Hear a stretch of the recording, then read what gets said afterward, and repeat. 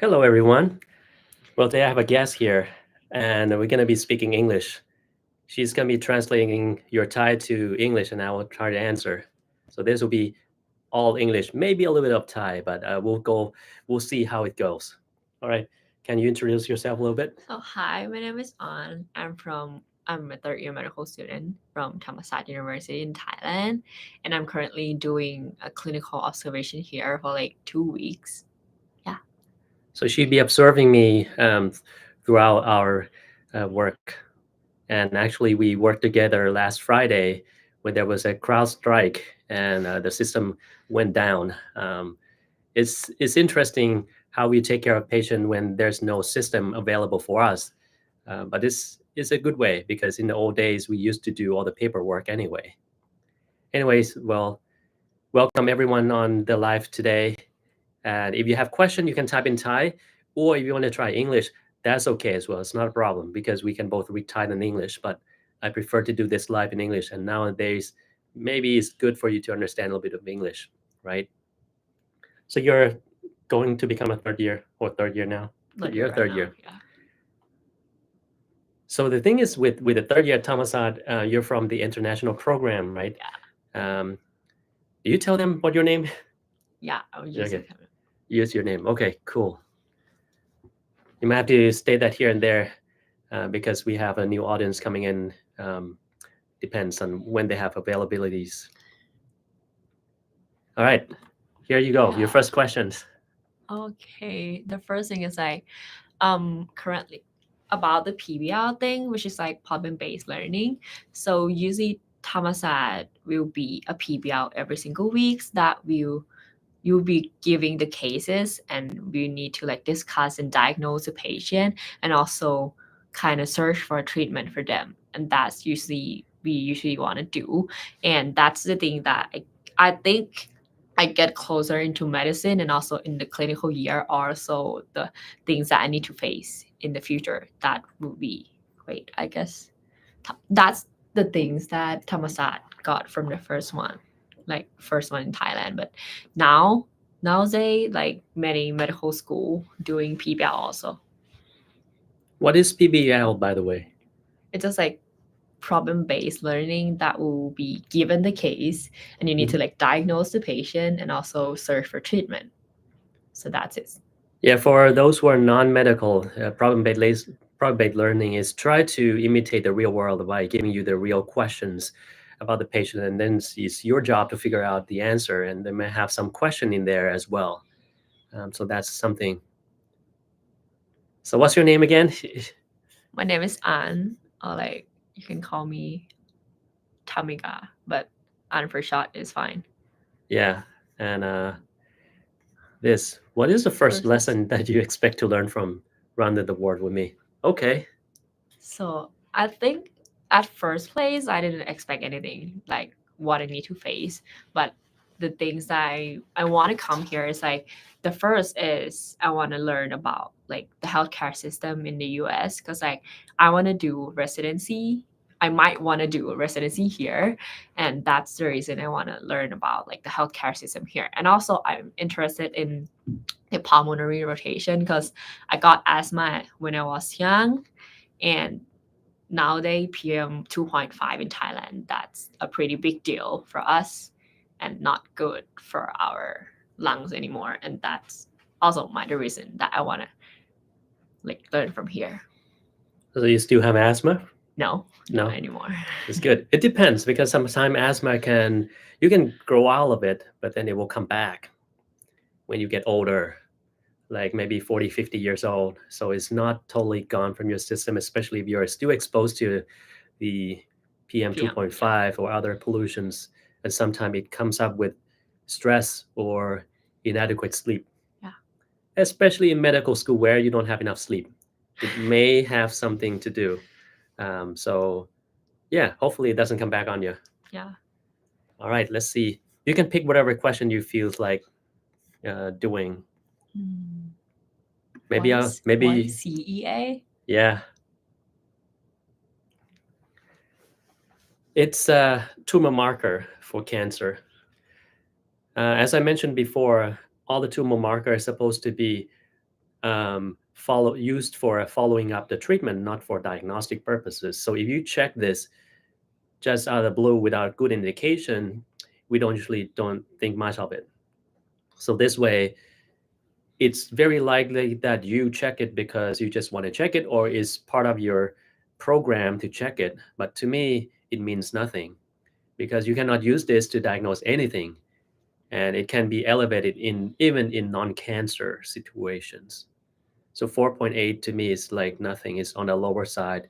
It can be elevated by multiple things, like if you have lung condition, it can also cause it to go up. You have diarrhea, upset stomach, that can also go up. And if you have cancer, that can also go up as well. So to me, it does not make any sense to check it in the first place. I would not think much of it. And if you're concerned about it, maybe you ask your doctor to see if there's any other reason for why he checked it.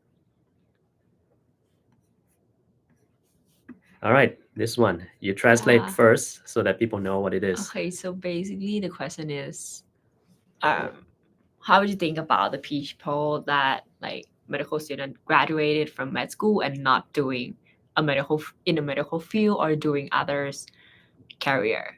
So basically, in my opinion, I think it's fine. It's totally fine, because like maybe they might not like know what they want to do since the start of medical school, and then they might like got something or find interest in something after they graduated. And I think that's totally fine if you like want to do the other things or the other career. Yeah, it depends on what you want to do in your life. You're not gonna be destined to only do medicine. Even if you're in medicine, you can do something else.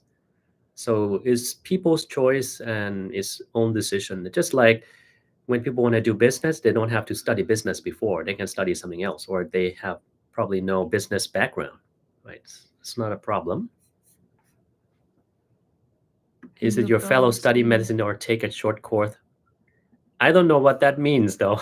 I think that might mean like I'll do a fellow here or not, but I'm just like a third year medical student that will do an elective course here that is called like, I think it's called like just like clinical observation, right? Yeah. Yeah. That's not a big deal as a course or as a fellowship things.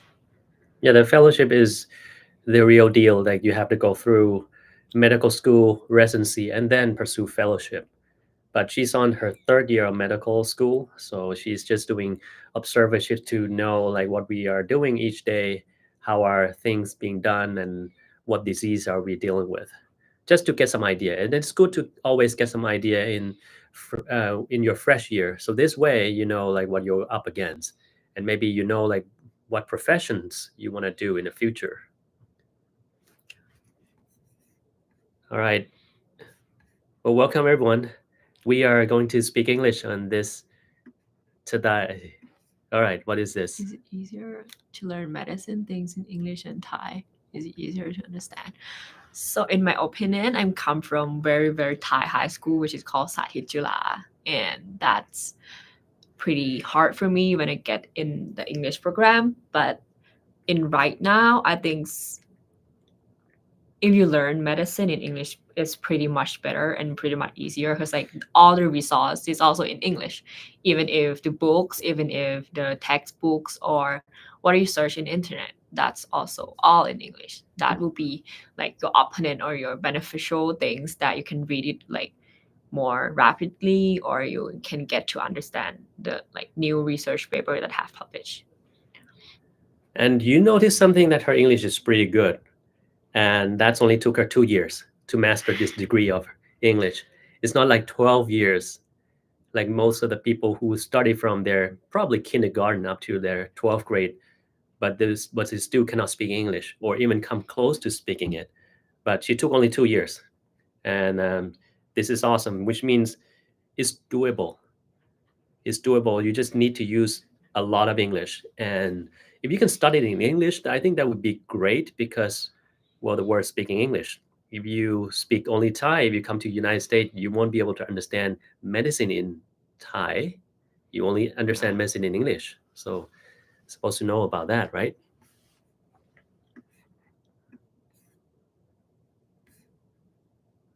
Well, we don't have any subtitle right now. we only have English, and then you just have to try to understand. Maybe I'll speak a little bit slower, so you can understand a little bit more. But this is actual speed that we speak anyway. Yeah. In real life, just like when you speak Thai and Farang doesn't understand. All right. What's this? Yeah. Okay, so basically my medical school have a block system, and there will be one block in my third year calling elective block that you can do laboratory, or you want to do experiment, you want to do research, or you want to do clinical observation wherever you want, and they got subsidized, and you got a subsidization. And that's the things that I choose to do clinical observation, because like I don't get into the lab things, and I don't like usually love to do like pipette or doing things like that. And I want to like find my passionate in medicine, and also find my interested that whether I want to come to the US for residency or not. Yeah. So in medicine world, there are what we call basic science, which you can be in the lab doing bench science research with the cells, with the PCR, with genes, those kind of things. Those are called basic scientists. And then there are clinical world where we use our knowledge to treat patients more and more. And in the middle, there's translational research, which means they do a little bit of both. They try and translate the lab work into using something on real human. So there can be multiple paths you can choose. But if you're not interested in doing all the cell work, cultures, lab work, maybe you're interested in more clinical work, and that's what she's doing right now. As a exercise doing. Okay, so maybe you can repeat that so that we know, Okay, people know which one you're answering. Okay, sure. So as a medical student, do you have your routine exercise during your busy working day? So basically, based in Thailand, that I usually do, I'll have like basketball practice on Tuesday and Thursday. Yeah, that's it. That's only the things that I do, because like they'll not have much time to do things, and I also do any like other extracurricular activity also, and we have not got like much time to do it, and we'll Yeah. be got the exam every 4 to 6 weeks, and that's tough for me. And I just trying to manage things. I think practice basketball for 3 hours on Tuesday and Thursday is pretty much, as in my opinion. I think that's quite a bit already. It depends if you can keep this when you're on clinical rotations. It might be a little bit challenging, but it is doable. Although someday you might have to be on call, and that day may happen to be Tuesday. Yeah. Yeah. So not only she's able to do all those basketball for exercise, she also does something else as well. So maybe you can tell them like what you do outside of medicine. Oh yeah, sure. So basically, I have done last year being a VP or vice president for capacity building in IFMSA Thailand, which is like a medical association organization that doing things in Thailand, based in Thailand, and also there will be an exchange program with others IFMSA around the world. And I think this is might be the things that I spend most of my time in, to like push the capacity building workshop for a medical student in Thailand. And that will be many things you have to get done. And recently I have done the APRM, which is like Asia Pacific Regional Meeting. That will be a meeting of medical students around Asia Pacific area in Thailand. And that's pretty good things, because you'll be like exchange your knowledge, exchange your social cultural things, and that will happen like once a year. Yeah, I think always it's good for you to not only stuck to the medicine or knowledge, you do something outside as well. So just like our work is not our life, but it's part of our life, which means there are other aspects of life as well. So you need to do something else. If you just focus on work, study alone, then you miss out a lot, and that's that make you not a complete person, right? This one say, can you share experience where you felt you made a significant impact on a patient's life? Oh, that's can I answer it in Thai? Of course. Yeah. So อันนี้เคยไปทำลงชุมชนตอนประมาณปี2ปีที่แล้วค่ะซึ่งแบบตอนนั้นเขาก็ให้ไปลงชุมชนแล้วก็แบบไปสัมภาษณ์ผู้ป่วยว่าแบบทำไมเขาถึงป่วยเป็นโรคนี้ป่วยมานานแค่ไหนแล้วกินยาอะไรอยู่บ้างแล้วก็รูทีนเขาเป็นยังไงหรือชีวิตประจำวันเขาเป็นยังไงอะไรอย่างเงี้ยค่ะแล้วก็ได้ทำเป็นเซอร์เวย์ออกมาว่าแบบคนเป็นโรคไหนกันเยอะในชุมชนนี้แล้วก็สาเหตุส่วนใหญ่คิดว่าน่าจะมาจากอะไรอะไรอย่างเงี้ยค่ะแล้วก็ตอนนั้นก็ทำไปก็รู้สึกว่ามันก็ทำตามในสิ่งที่แบบอยู่ได้โดน assign หรือว่าอยู่ได้โดนแบบทำให้ต้องทำสิ่งนี้มาแต่ว่าวันสุดท้ายที่จะกลับอะค่ะมีคนไข้คนหนึ่งพูดกับหนูว่าเนี่ยตั้งแต่ที่พวกหนูมาคุณป้าหยุดกินน้ำหวานมาแบบ 5-6 วันแล้วอะไรเงี้ยแล้วเขาก็บอกเขาก็จะหยุดกินต่อไปแล้วก็ปีหน้าเจอกันใหม่นะคะอะไรเงี้ย that's like significant things that happen in my preclinical year because like in preclinical year we usually not facing or doing clinical things with patient just like learning our lecture and also doing lab and that's only the opportunities to meet the patient. It's always good, no matter how advanced you are, or even though you're not in clinical, you can still make some impact on people's at all level. So even if you're not a doctor, you can still make impact on people's life. You just need to know that you can do it. Do you have to get the English exam result before for the med school, like GMAT, GRE, stuff like that? I've done the IELTS and BMAT before I get into med school, and that's it. Okay, that's doable. We don't do live on TikTok today because it's going to be too much. Just focus on one. What is this? Like e-cigarettes and cigarettes. What is that called? I don't know what that is either. Well, both of them are not good. Yeah. I can tell you that much. The easy answer is both e-cigarettes and cigarettes are not good for your health. Doesn't matter if some people are using it for a different reason. Like the regular cigarettes are not good because they have so many toxic substances in them, as well as nicotine, and makes you get addicted to it. And as you know, it causes a bunch of cancer, lung diseases, and heart diseases, as well as high blood pressure and so on. But for e-cigarettes, most people think it's safe because it doesn't have any toxin. It does not have a lot of smokes like a regular cigarette. In fact, it's not. In fact, it has a lot of issues. So number one, it has more nicotine than normal cigarettes because if you want to sell something, you want people to be addicted to it. In order to make them addicted to it, you have to put in nicotine. That's how you get addicted to it. Because the rest of them, if you don't have nicotine in it, you won't be addicted to it. You'll just smoke and then throw it away. You don't feel high from smoking cigarettes. So therefore, they add this thing. And then there's no regulation by the FDAs or anything. So which means if there are certain substances in there that's not supposed to be there, then you don't know about it. And they don't tell you about it. That's the problem. And there are people who smoke e-cigarettes and end up having lung damage beyond repair. Some people die. Some people have to live with the lung that's damaged to the point where you feel short of breath at all time. You need to be on oxygen at all time, and there's nothing you can do to make it better.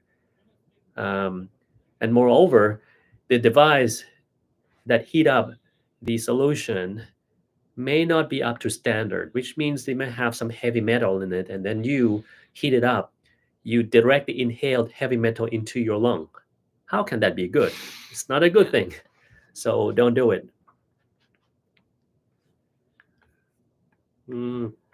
This elective on 6 year. Okay, so basically most of the medical school in Thailand doing elective on 6 years, and that's all. But for my program in Thammasat University, they usually do elective from 3rd year to 6th year for like 4 times. And that will be, I'm not quite sure is it will be a benefit or something, but I think that's the point we can learn or we can explore more about social cultural, about the others country in like medicine field, or you want to do lab or research and whatever you want. I think it's like just an opportunity like open for you. Or you even like you can do the elective in Thailand also if you want. Yeah, you can do wherever you want, which is good. Depends. But to me, I would better do elective somewhere else where I'm not familiar, because this way you learn the bigger picture of medicine anyway, and you see how it's practiced in different countries. Okay, you know me before coming to the US? Yeah. So so basically I'm That's a big fan of interesting. him since like COVID-19. I usually watch his YouTube video about like the first video I watched was like the research about vaccine. Oh, okay. Yeah. That's the thing that I started watching him, and I follow along the way. Usually watch his YouTube video about like catch up things in medicine. Well, thank you. Yeah. I hope that it's give you some benefit, as well as other people as well. So I intend to make the video a little bit more in depth, not just for general public, but sometimes for doctor as well. Because if it's just very general, I think that's not very useful for people, and it just may be useful for those who want the easy answer. But it's not going to be easy answer in medicine. There are always going to be issues here and there you need to take into account to make a good decision. All right, how you practice your English? Well, it's your turn now, because I already told them how I practice. Okay. So I started practice my English since I get into med school because it's like very English program. And the first thing that I have need to face is like talk to my friends. I was like, most of my friends is from international school and they don't usually speak Thai to me. And that's the reason why I think I learned English from. Because like my friends also speak English all the time. And that is this thing that I like can use English in every single days and in like my daily life. And also we usually doing a discussion in English in class, and also be having PBL and TBL, which is like a team or a group work that we need to discuss in English, and we need to do a report in English. Everything is also in English. That's the reason So the more you use it, the better you will get. Yeah. If you don't use it, yeah, you don't get better. So to me, how I do it is that because I was in the environment where we cannot practice English with friends because my friends speak Thai, right? There's no way. And I have like maybe one English teacher, and some of them are good native speaker, so it's good, but you're not always going to be with them. So how I practice is that I watch like a bunch of shows in English, and I don't read the subtitle at all. If it's subtitle, it has to be English, it's not Thai. And then I keep saying the same thing they were saying in either the movies or the shows, and try to practice my accent. So this way I can get my accent at least more understandable in English. Even though I still have some Thai accent here, but I think it's pretty good. Like most of my people understand what I'm talking about. So that's good. All right. What about this one? How about the reality life of working with doctor in Boston? Difficult or easy for your conversation in English language with patient? What? And with, other with the doctors. patient, other doctors, and nurse. So I think she means that if you need to speak English to different people, like patients, doctors, providers, is it difficult? I think it's not supposed to be difficult because you already do that in Thailand with your program, right? Yeah. So it's pretty straightforward. Yeah. What's your inspiration to being a doctor? To be a specialist? I think it's your question. Like specialist in pulmonary area.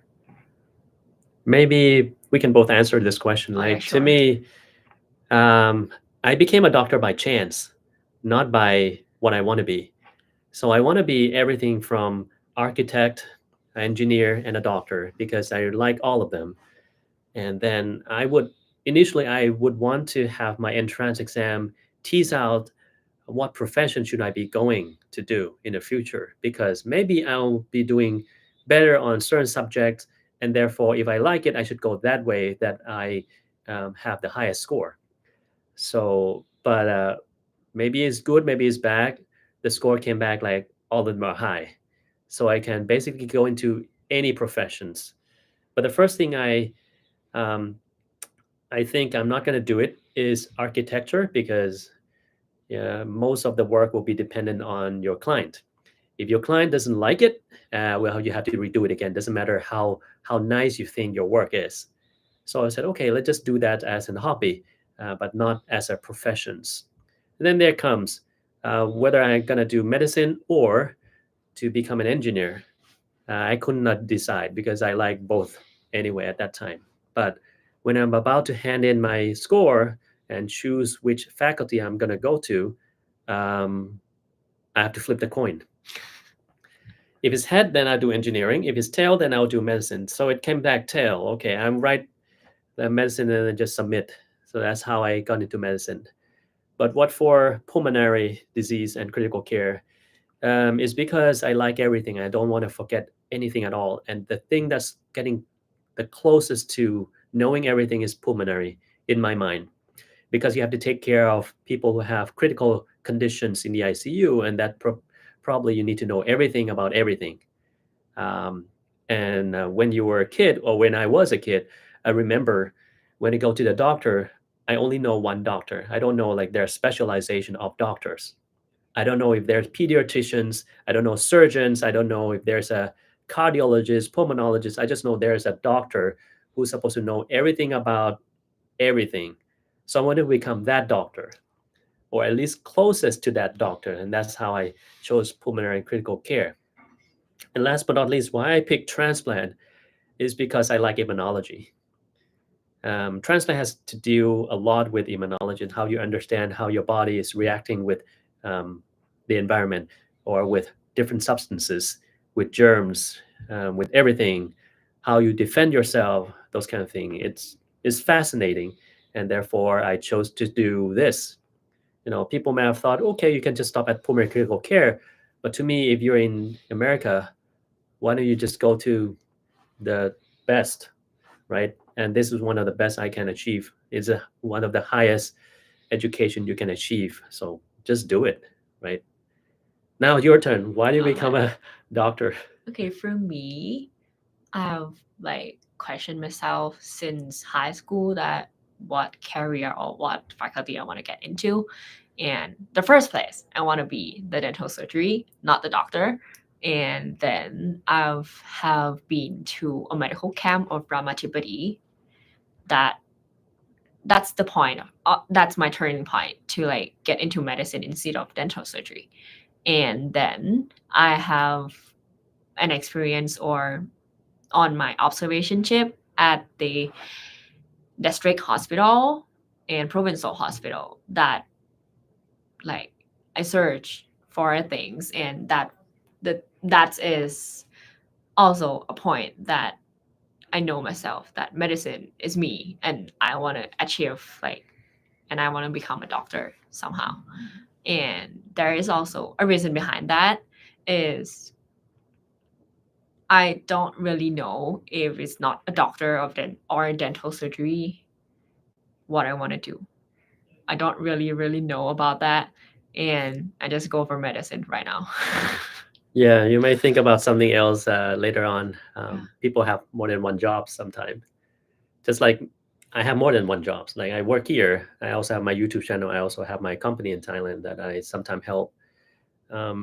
It's good to diversify sometimes. You don't want to rely on one job. Just like, for instance, I'm leaving the institution at the end of the month. If I don't have the backup plan, then you'll be scrambling, right? How can I survive, right? But if you have other things you can fall onto, that's always good, right? What's this? Oh, there are a lot of questions now, so we can speed things up a little bit. Yeah. So, how can medical students balance theoretical knowledge with practical skills? Well, might be my question, I think, because I have gone through there before. The thing is that you just have to practice. The thing that you learn from the book or these day iPads, maybe not a straightforward thing that you face in real life. For instance, numbness in patient's mind may be weakness when you examine the patient and you trust whether the patient's saying, maybe you miss a thing, right? And that's only come with time and experience, but you have to question everything else. Like, is that real? Is that true?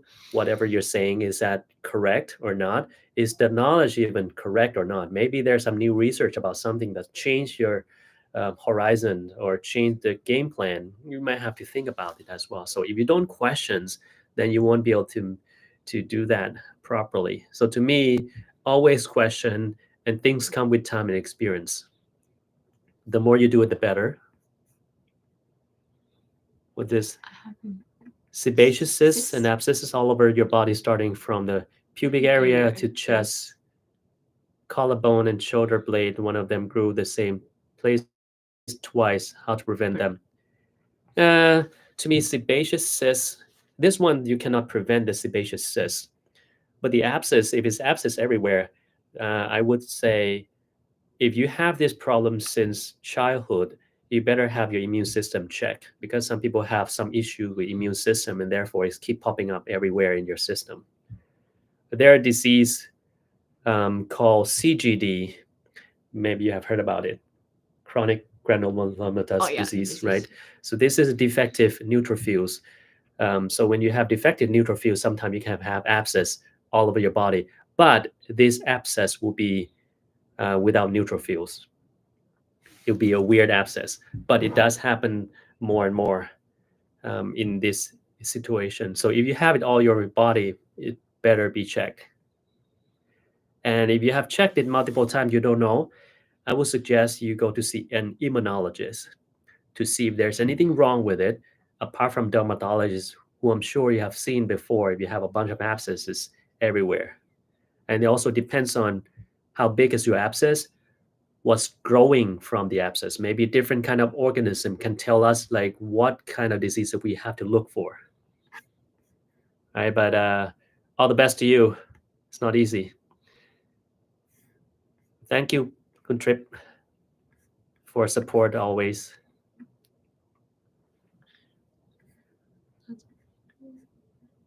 It's probably just saying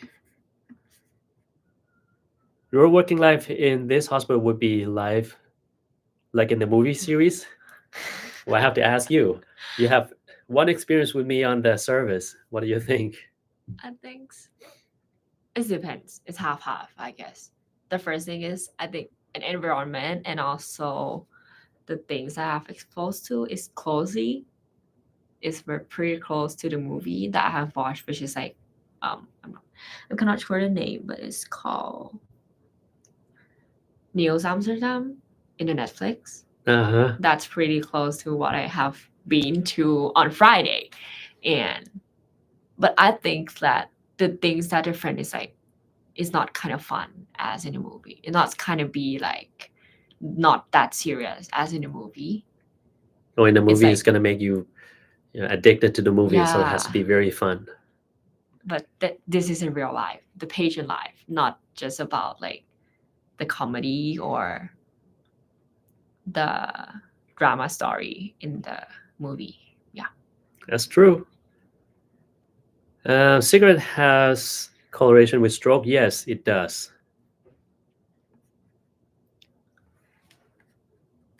Can AI predict if we will have a cancer? I don't think so.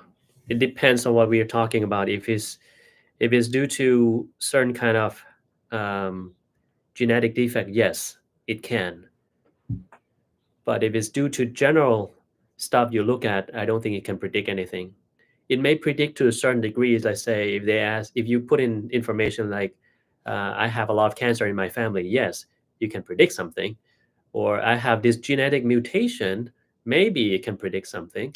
But if you just go in there, can you look at me and tell me if I'm going to have cancer in the future? I don't think it can answer anything. Right. I could You- smoke. You quit cold turkey 2 years ago and never go back since. That's good, but I have been smoking 2 packs a day for around 18 years. I'm still so glad. Lungs are still clear, but what about long-term effects? So 2 packs a day for 18 years. That's quite a bit. Yeah. That's a lot. And that's a lot of money as well. You probably can buy a very nice car if you don't smoke. So typically, if you're smoking more than 20 packs a year, meaning you times your daily packs by the year that you smoked. So 2 times 18 is 36. That's more than 20 pack years. What that means is you have some damage to your lung already. Your chance of having cancer or lung-related disease is not zero anymore, but it's a lot lower than if you were to continue smoking. It's a lot lower, but it's not zero.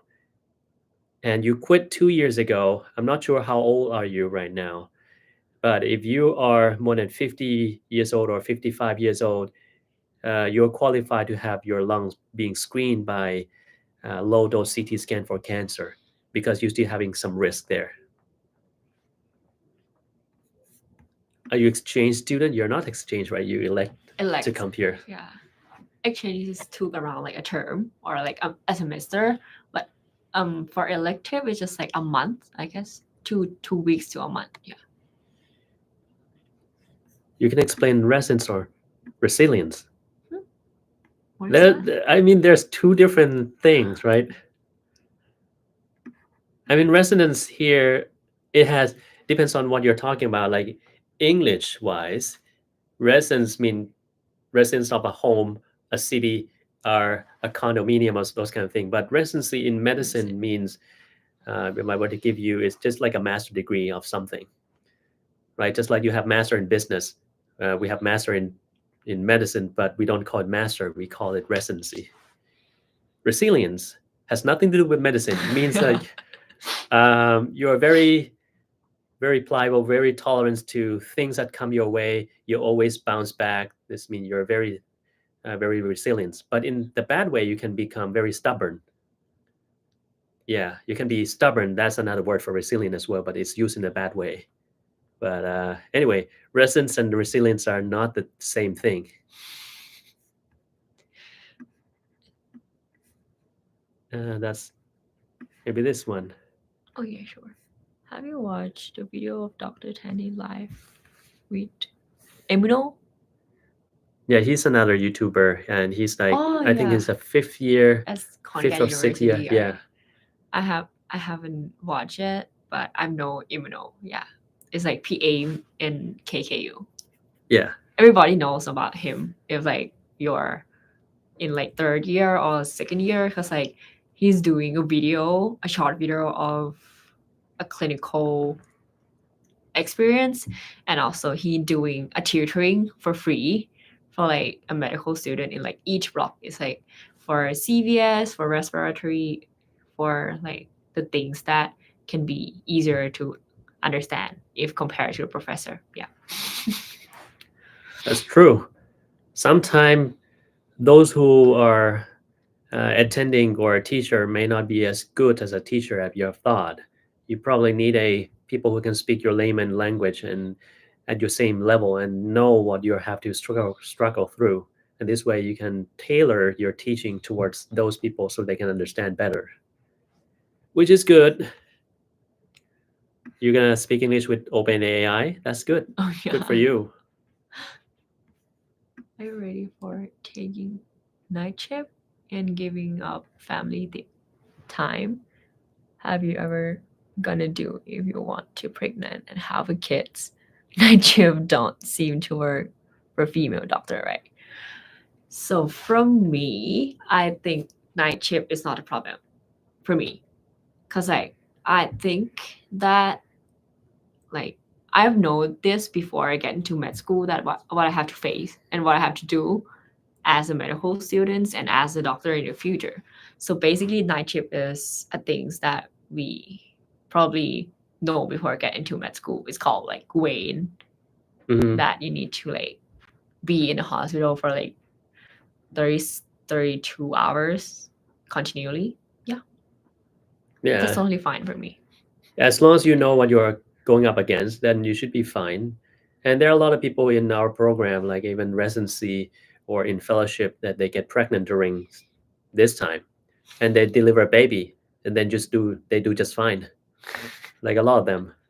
Like for instance, my friends had a baby when he was in residency, when we were in the first year together, and she delivered a baby when we were first year, which is tough but doable. You plan to apply for residency in the US, and is USC or observership have much impact for interviewers in considering? I would say for this day, if you don't have clinical experience, then you're at the disadvantage because everybody has it, right? Guys that just learned today, like they're not gonna be grading anymore. It's gonna be only pass failed, and if it's going to be pass failed, how can the United States school know how good you are in your school, which they don't know your school? They may not even know your country, right? The only thing they know is something related to US experience. So if you have experience here, maybe you are an average, you're not above average. So it's a requirement, and I suggest you do it, because otherwise it will be very challenging to compete against your peer who has a bunch of these experiences, right? If I got ECFMG certificate but cannot get into residency program, is there a pathway for you? There is, but it will be very challenging. You might have to find someone to work on the research with them in the US for years. And during these years, try to publish a lot of researches and then use that to get into residency. I've seen people done this before, but they take a lot of time. Let's say typically you would go into the program right away, but if you're not able to do that, then you do this pathway. You spend a couple of years in the lab work or doing some kind of research for certain people who have probably big names, and then they can probably help you out. But if you go there for a month, it's not going to happen. For 6 months, that's not going to happen. It has to be years. Can you share what you have learned from observing pulmonary division? I think I cannot answer it today because it's like just only a day that I've observed in the hospital, and that is a day that the system is shut down. Oh, yeah. And I just know only like how to do a morning round, how to like facing the things, and how we usually doing in the hospital. But just that it's just like a day here. Yeah. What is your most difficult practice since you start rounding wards here?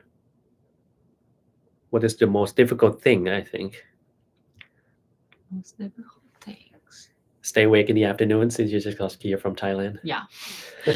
So basically, I have Jet lag. land on Thursday in the noon, and I just got into my accommodation and get my stuff there, and I want to sleep, but I can't sleep. And then I slept for just like 2 hours, and I get to the hospital in the morning, and I cannot stay awake until like noon. That's the time that I get sleepy, and that's the jet lag problem. But right now it's like better than 2 years ago. No, sorry, 2 days ago. So Hunam said, are you imagining that your accent is more British? No, I don't think so, right? I don't think so. You're more American. Yeah, I have a friend that got a British accent, which is like pretty British. It's hard to do British accents when you speak in American accent for so long. Yeah. Like if I have to do British accent, I have to be in the UK for maybe a week or two in order to just get myself acclimatized to it. But now I cannot do it. Is it possible for a specialist doctor to be proficient in more than one field if somebody can really do it? what field could they be proficient? Yes, you can. You can be proficient in more than one specialties. And it depends on what you want to do. Some people do pulmonary and infectious disease. Some people do rheumatology and dermatology. I've seen, like my friend is a dermatology by training, but she came over to United States to do rheumatology. That's doable as well. So it depends, like what you want to do. And for instance, it used to be just pulmonary medicine, but these days pulmonary and critical care. So which means we can do both specialties, right? All right, you're gonna translate it to Okay, English so- and see what you say. Okay, so for the intercurriculum, is there any like foreigner in my class? And for what? Do you have someone from abroad that joined your program, or it just Yeah. all Thai with some people from international schools? I have one of my friends from Canada, which From is a Canada? Canada citizens, yeah. But he's been studying in ISB, which is like International Bangkok, for 2 years before I get into my school. But yeah, he's a Canada citizen, and most of my friends is like from international school, but there is 2 people in my class that get back from the high school in the US and get back there in Thailand. But there's also Thai. Yeah. Yeah, that's a little bit of a, I think it's interesting way that people think. You know, you're Canadian, but you just study in Thai. Maybe your parents here, because then why would you join the school here unless it's even more interesting if your parents were to send you from Canada to Thailand and they're still there. That would be odd, but I don't think that's the case though.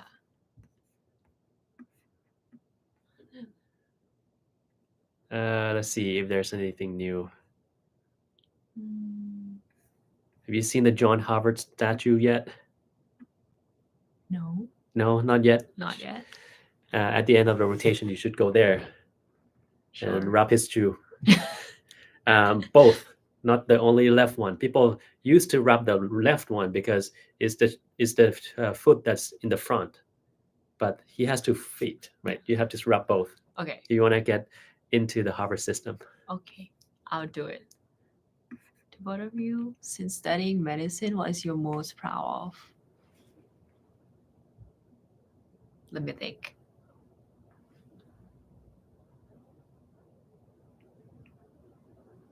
I give you a moment of silence. Okay, for me, I think the most proud moment is like when I got the white ground that will be given the student in the second year to use that white ground on the lab, on the doing Kachayan. This is like อาจารย์ใหญ่ that's used for. And also that's a moment of like, I think it's a mark on something that you have made, because like a first year is like pretty general education for me, and that is a mark or a things that is make me you realize about close like, to becoming a doctor. Yeah, I mean that's good. You get close to becoming a doctor by having a white gown or a lab coat. But to me, I rarely wear it. I just have it in my room right there. But you notice some people love to wear it, some people don't. It depends. Can you take 2 pills of ashwagandha at a time, or should I split into morning and evening dose? You can take 2 at a time. It's not a problem, and it doesn't matter if you're going to take in the morning or the evening. I already made a video of ashwagandha, so you can go ahead and take a look at that. You know this? No. I'll just call you. It's probably, where do you want to work after your graduations? US, Thailand, Japan, Korea. So basically these days I don't really know yet, because I'll use my elective period to explore more. Yeah. That where I want to go to. After Maybe US space station. Yeah. Up there might be good. Or Mars, if someone's like hiring people to go to Mars, right? These days we're talking about Elon Musk going to Mars. Yeah. Maybe we can become a doctors on Mars. That'd be interesting. What was the movie on Netflix that you have seen? Oh, okay. So that's called News Amsterdam. That is about like the hospital in the US, and it's about like the healthcare management. Healthcare management. Yeah. That's good. Maybe you check it out. New Amsterdam. Cool. If you have someone who is your colleague and is better than you, and you think that you're not good enough, how do you deal with it? Okay, for me, I think the best thing that you can do is deal with yourself and just reflect that why you think that they're better than you, in which way that you think they might better than you. And you need to reflect yourself that is it because of your didn't try enough, or is it because of just like it's not your way? That is the thing that you need to like reflect and talk to yourself. But I think should not blame the others that better than you in every single way. That is like I think they must and they need to be tried very, very heavy to get there, or they need to like pay attention and they need to like spend all that time to get like to get very better and to get very best in every way that they want to do. Yeah, to me, people are not made equal. So we are different in different ways. And maybe I'm good at certain things that you're not good at. And maybe you're good at something that I have no clue of how to do that. So that's the way it is. Now, the next thing is how can you improve yourself? This is something that I think most school they don't teach you, and they just give you here is a thing you have to study to get better. But how to study, that's different story. Like I made a video about how to study that I use to learn something more difficult, and that's how I get better at things, even though I used to not be good at it. So it's not only you have to persevere in certain things to get better, but you need to know the shortcuts to get better quicker. To me, if you understand the concept of certain topics, that is the key of getting better in whatever you're trying to do. And how to do that? Well, you go watch my video. I have a bunch of ways that I do, and some of you may have already watched it, and you probably can share to him. All right, you're wondering if doctors could be blamed or get punishment if any mistakes happen to patients. Do you guys have any experience about that? Doctor cannot be blamed on every little things as a mistake because first of all, that's super unfair. If you make mistake in your life, can you be blamed for it? If you make a mistake in your work, will you be blamed for every mistake you make? Probably not. People make mistake. If you don't want to make a mistake, you shouldn't have been born, right? If you're born, you're prone to make a mistake anyway. Even AI make mistakes. Computer make mistake. Human, well, we will make mistake for sure. So it depends on your intention to me. If you have good intention, you make mistakes, well, maybe you have some consequences, but you cannot be blamed for everything.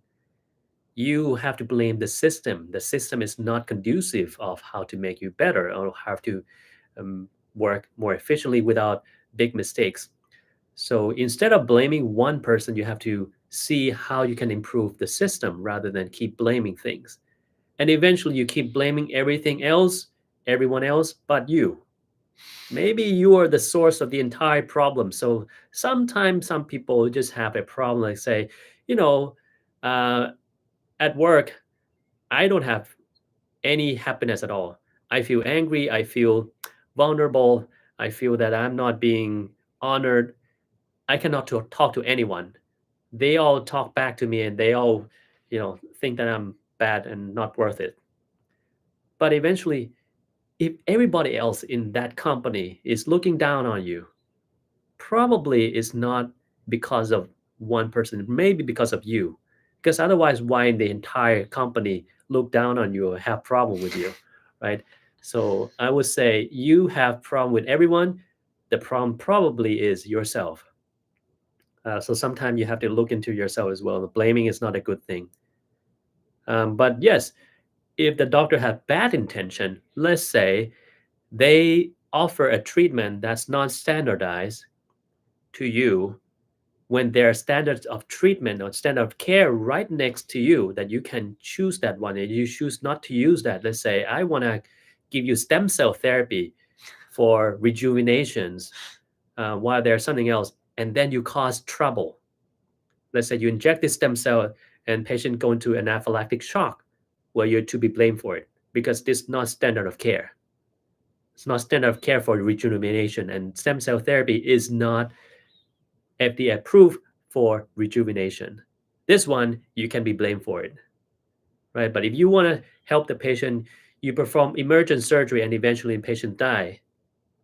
Well, if you're qualified to perform emergent surgery and the patient die, your intention is to save the patient, but for some reason the mother nature sometimes cannot be conquered and the patient dies. Well, that's not supposed to be blamed. You cannot be blamed for it, right? So I think that's fair.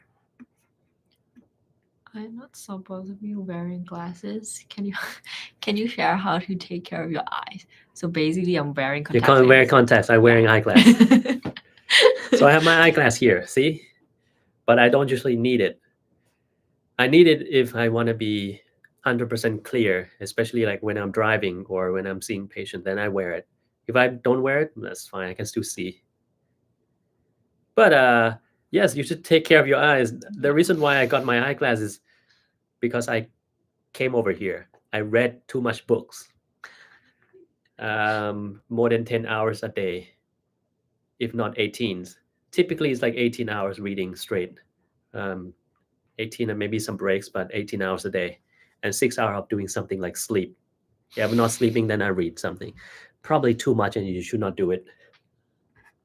I already have some video about how to take care of your eyes. See?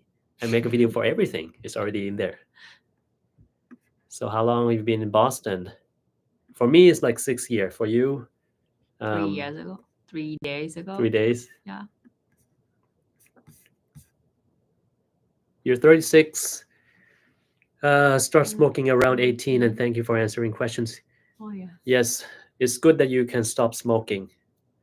You don't need to be screened yet if you smoke for 18 years. But it's good that you stop smoking now. Have you ever had feeling of incompetency when practicing medicine? Could you share how you dealt with it, please? So I think that is the time when I not got a good grade on that block system, but I will reflect myself that I have tried enough or not. If it's enough and I have done my best, I'll do everything I need to do, it's just fine. I just like, okay, that might not be my way. But if not, I think I need to like find the things and reflect myself and then redo it again in the next block. That what I have to change, what I have to do, or what I have to like rearrange, and that's my order that I need to do. Yeah. Well, the thing is that you're gonna have the feeling of incompetency, that's for sure. For instance, in terms of grading, I know like most people will try their best in reading and study to get good grades. If they have done that already, the next question you should be asking is my way of studying optimized? If it's not, how can it be optimized? In my own way, not in other people's own way, because people have different way of studying. One may work for you, one may work for me, those kind of thing. So that should be your question. Try to always use that as a fuel to improve yourself. And if you progress into clinical year, yes, you have to deal with patient death. Like you try your best, patients do die. And sometimes for the fact that after a patient's already dead, holy crap, I missed this thing. I should have done this Well, don't let that feeling let you down, because that's a very valuable lesson that you learn from this patient who passed away, that you have to tell yourself not to miss again in the next case. If you use this and you have a feeling for the patient who passed away, that's a good thing, because that tells you that you're still human inside. If you're no longer human, you won't feel a thing. You say, okay, you die, that's fine. But if you still feel pain, you still feel like you're not good enough, that's actually good enough. You use that feeling, learn from it, study more, and next case you never missed it. That's how I view it. Elizabeth Gardner Museum, yes, it's beautiful. You should visit it. Really? I went to like Boston Common yesterday. That's really nice. Boston Common, yeah, you can walk around, be on the boat, swan boat. Yeah, those are good as well. You like shopping. There's a lot of shopping area around there, and good restaurant. Does Eating fish really make you smart? I don't think so. Yeah, I don't think so. Smartness doesn't always come from eating. It comes from many things. Now, eating is probably one of them, but you have to practice how you study, right? You have to study. You cannot be smart without studying anything, right?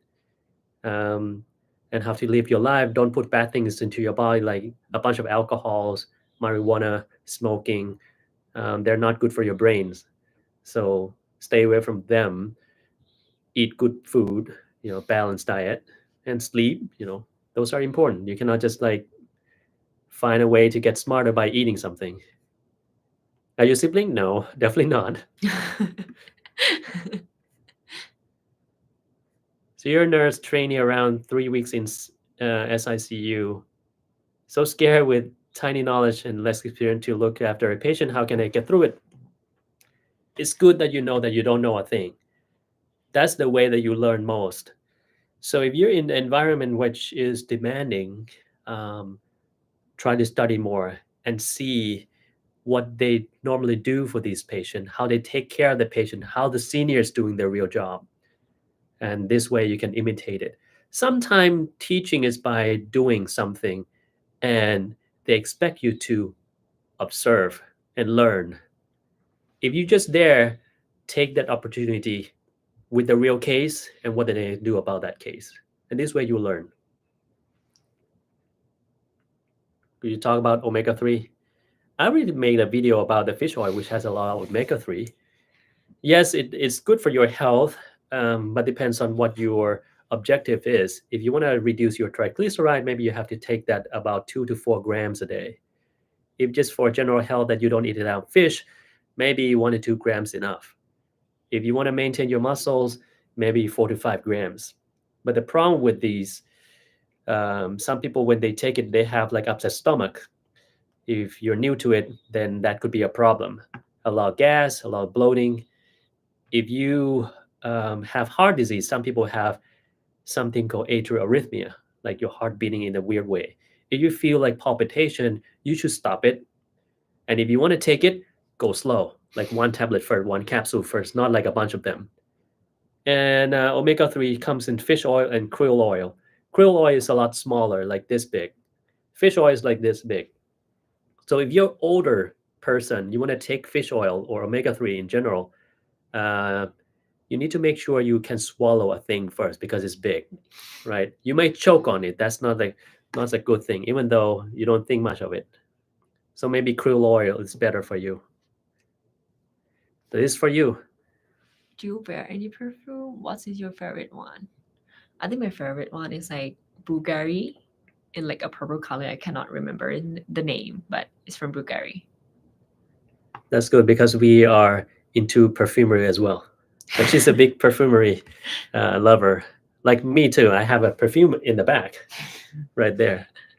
I have more than 100 in my apartment. Now I'm moving, so I have to pack everything together. Haven't taken it out for a while now. Do you have your own way of managing your stress and hearing and suffering many problems from many patients? Well, my stress management, I just like exercise.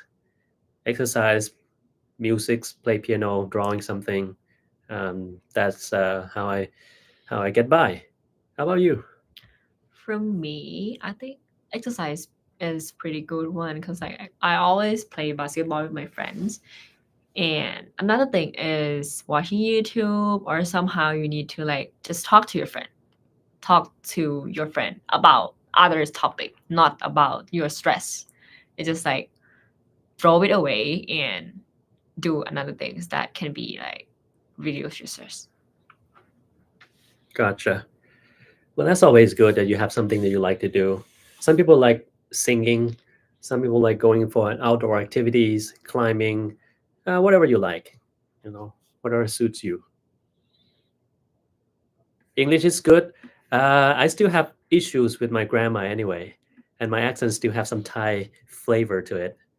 But if you keep speaking, I think that's good enough. Like when people understand what you're trying to convey, that's good. So are you Thai? Yes. Yes, I'm Thai. I am Thai as well. Oh my god. Oh, so this is like your long-term fan base, right? Yeah. What do you do there? Yeah, I saw it in your CV as well. Yeah, so basically DEC TCAS reality is like they have to pick 4 students in academic year to be as like a role model of that academic year to like achieve their goal, achieve their faculty that they want. And I submit medicine, and then like I need to share my trip and tricks, and also the things that I want to do, or also my portfolio, my time management, and I make like a little video on DEC channel about all the things. Yeah. Well, that's good. So I have to go back and take a look at that one. I Oh. have not seen one yet. Because sometimes like I'm interested in how people are coming up with the way to studies or how they live their life. Like I watch a lot of YouTube channel these days about sophomore. Like the first day you get into the dormitory, what do you need? Yeah. Like even though I'm past that life long ago and I'm not going to do that ever again, I still enjoy it sometimes. Like I know, oh, people like buying these things. They like having very nice light on their ceiling, those kind of things. It looks nice. And how they go about their day, like, oh, I wake up at this time doing yoga and hear how I study things. That's good. I even thought about making a video about studying with me, or put some music into it, because yeah, now I'm gonna be having some more free time. I'm thinking about recording my own piano playing into making this video. We'll see. I may or may not, but it's something I fancy doing. Where am I now? Yes, and this is, we answered a bunch of questions already, so now it's here. Yeah. Do you have any regrets, or not about your journey in medicine, but about life in general? Not about your journey in medicine, about life in general. What are your regrets? I think no. It might look a bit like cliche, but somehow I think like every single things I have made, it made me and shaped me to be who I am today. And that's all. I think I not regret anything that I have been doing. Yeah. To me, things in your life happen for a reason. You make that decision for a reason. Maybe that reason is information you have at that time. You don't have any more information. And sometimes that may not be any information. It may be from your emotion at that point, which may not be mature yet. Like you do stupid things, right? Like people race their motorcycle in a very narrow alley and got into an accident, or got caught by a police or something like that. Is that a good decision to make? Obviously no, but it's something you should be pondering upon and say, I make a wrong choice. Well, part of it. Another part is that now that you know it's not a good decision, don't repeat it again. Let that teach you. But that happens to you for a reason, and that reason is probably your emotion at that point. You want to be crazy, you want to imitate your friends to be looking cool, but it's not. So to me, whatever decision you make, it's never a mistake. It may be a mistake and it may be some solution in disguise that you have to use that.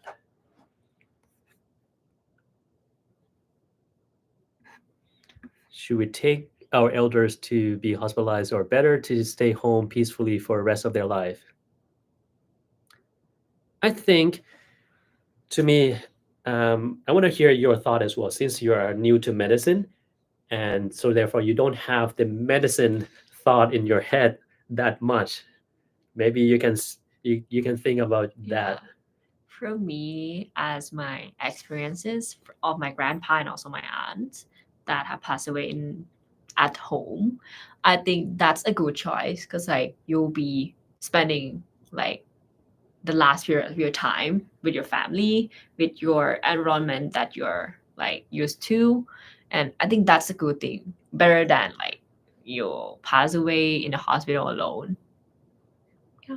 Yeah, That's for me.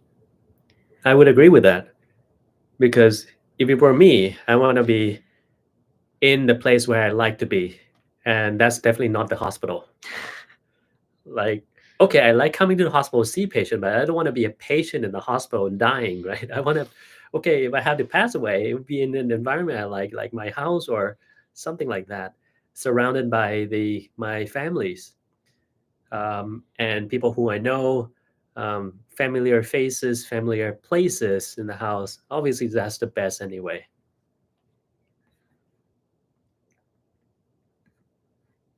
I don't know what that means though, so we're gonna skip that. Mistake could happen with anyone, but the things to do with human must be sure or do the best at their time evidence effort. Recheck and be careful. Yeah, I know what that means. Yeah. To exchange students program with Harvard Med School. No, it's not an exchange. It's just the elective. And there is no like assigned contact or anything. It's just like Yeah. He said, if you take in multiple vitamins every day, will that be having any issues? it might have if you like get access of that vitamin, like to elevate in your bloodstream, that will not be good for you. So if it's too much, it's not good. And actually, there is a study just came out in JAMA Medicine saying those who take multiple vitamins for a very long time does not increase their longevity.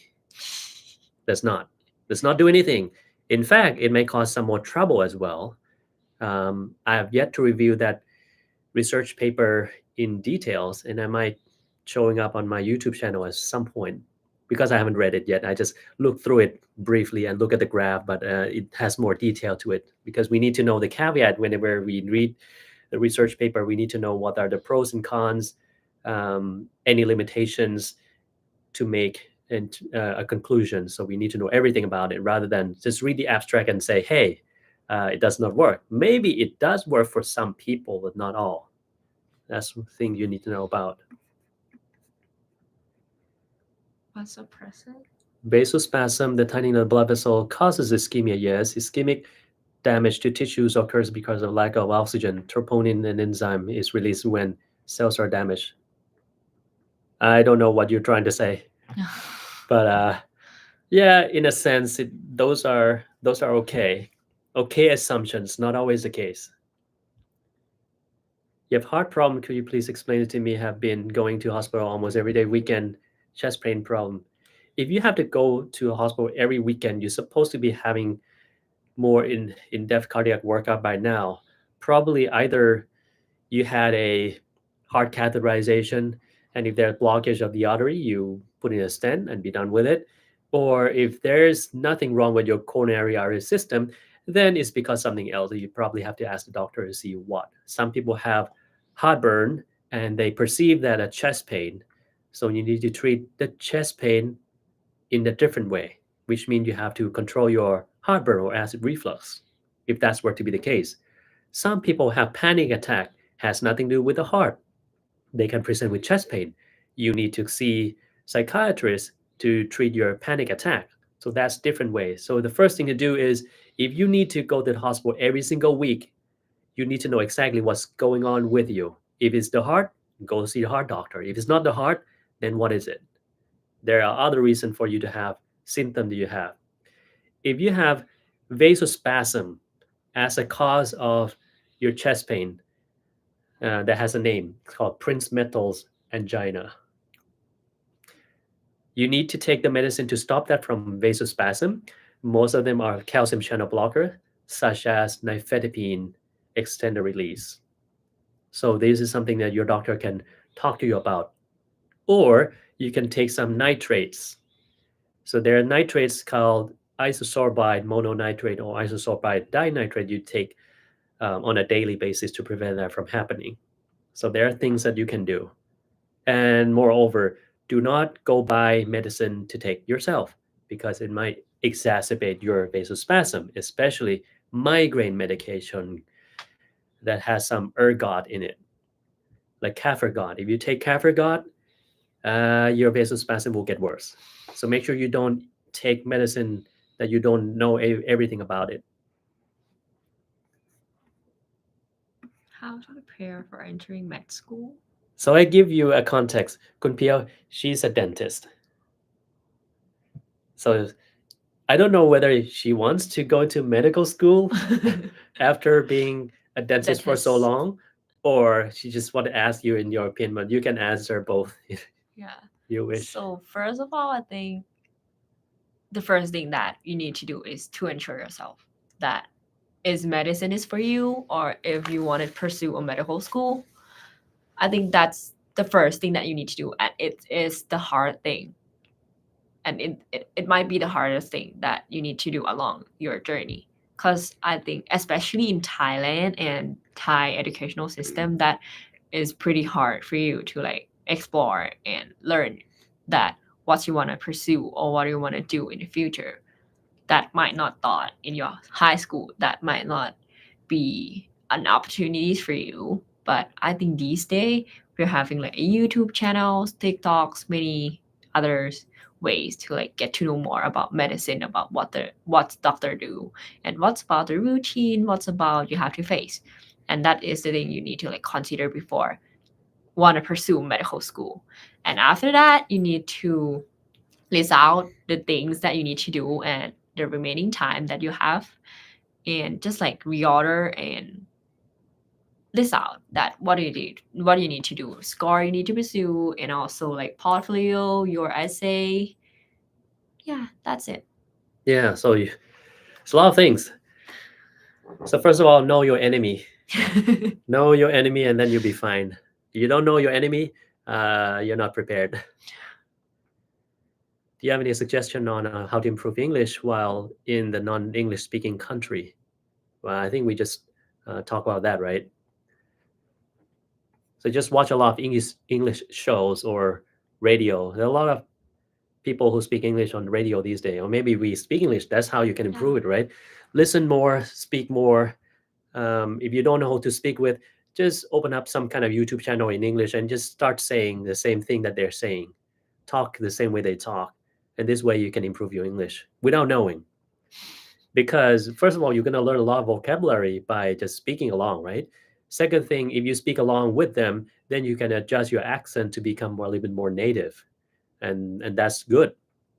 And the third thing is that if you keep speaking more and more, then you will build in your grammar and tenses in your mind automatically without having to study.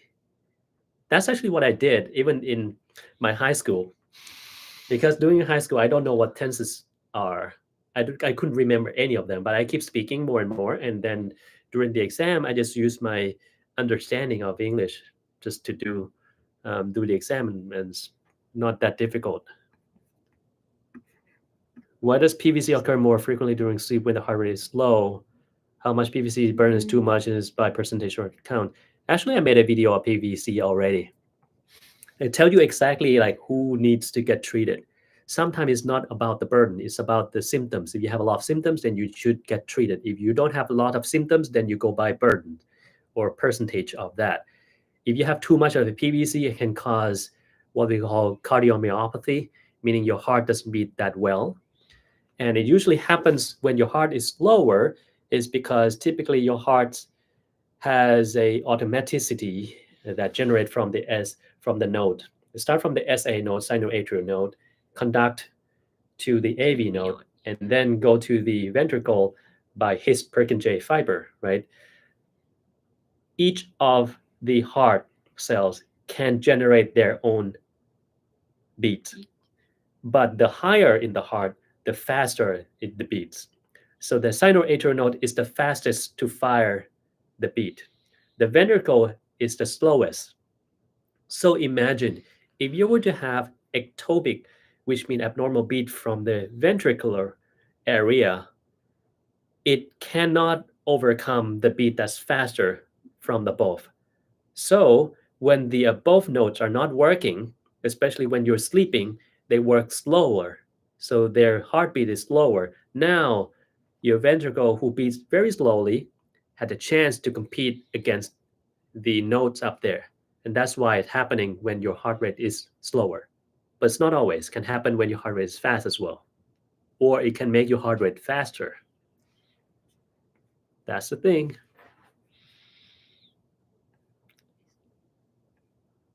I don't think this is, I'm not sure what that means, so I'm going to skip. In Thailand, is there any particular field or medicine that the research or practice is at the forefront? I can think of one.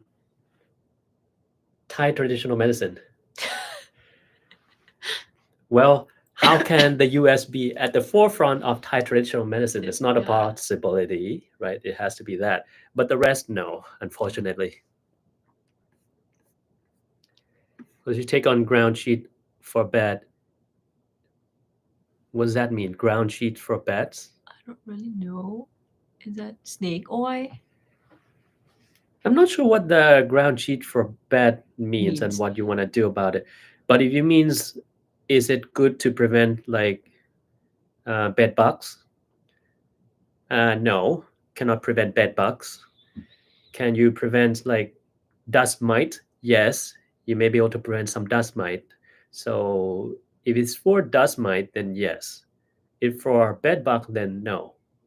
If it's for your comfort, then yes. Right? Because certain bed sheets has, well, it feels more smooth when you use it. So it's not always a snake oil. For Thai people who does not know what snake oil is, it's just like something that does not work. You just think that it might work, just like all the thing in Thailand. Okay, try this copper wire, put it on your wrist, and then your muscle will be strong and never have pain again. That's what we call a snake oil practice or voodoo practice in English. Voodoo means does not work. We don't know how it works. It might not even have any scientific basis to it.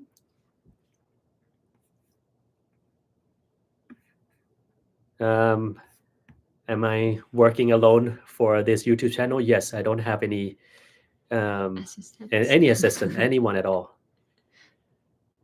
Because I don't rely on them, since I sometimes post daily or I just do things here and there, having some people to work for me, they might not keep up. But it depends. Maybe if I find someone who have good ideas, we might work together at some point. What's the most important thing to be a good doctor? Watch the movie called Good Doctor.